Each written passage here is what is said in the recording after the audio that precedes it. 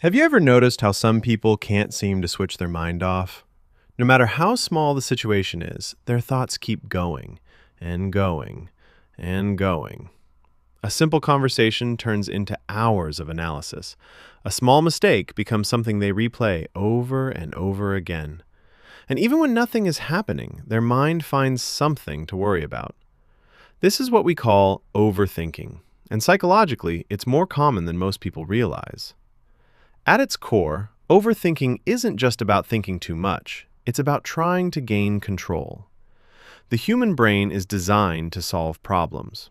When something feels uncertain, unresolved, or emotionally important, the brain keeps working on it in the background. It keeps asking questions, searching for answers, trying to predict outcomes. But here's the problem. Not everything in life has a clear answer. Research in psychology shows that overthinking is often linked to anxiety and something called rumination. This is when the mind keeps returning to the same thoughts without reaching a solution. Instead of solving the problem, the brain just loops it. And the more it loops, the more real and intense those thoughts begin to feel. For many people, overthinking comes from a desire to avoid mistakes. If they analyze every detail, every possibility, every outcome, they believe they can prevent something going wrong. But in reality, it often does the opposite. It creates stress, indecision, and mental exhaustion. There's also a strong connection between overthinking and self-awareness. People who think deeply are often more aware of themselves, their actions, and how others perceive them. And while that awareness can be a strength, it can also become overwhelming. A simple interaction can turn into questions like, "Did I say the wrong thing?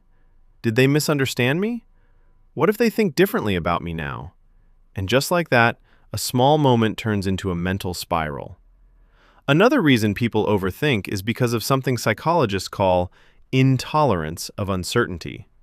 Some people are more uncomfortable with not knowing what will happen, so instead of accepting uncertainty, their brain tries to fill in the gaps by imagining every possible scenario. The problem is, most of those scenarios are negative, so instead of feeling prepared, they end up feeling anxious. But here's something important to understand. Overthinking doesn't mean something is wrong with you. In many cases, it means your brain is trying too hard to protect you. It's trying to prepare you, to prevent failure, to avoid embarrassment, to keep you safe from emotional pain. The intention is good, but the method isn't always helpful. So what can you do about it? One of the most effective strategies is learning to separate thoughts from reality. Just because you think something doesn't mean it's true. Another powerful step is limiting how long you allow yourself to think about something. Instead of letting your mind run endlessly, you give yourself a small window to reflect and then move on. And most importantly, learning to accept uncertainty can make a huge difference. Not everything can be predicted. Not everything needs to be solved immediately. Sometimes, the best thing you can do is let things unfold without trying to control every outcome. Because the truth is, people who think too much aren't weak. They're often thoughtful, aware, and deeply analytical. But when that thinking becomes constant, it stops being helpful and starts becoming a burden. Learning to manage that balance is what turns overthinking into clarity instead of stress. Thanks for watching all the way to the end.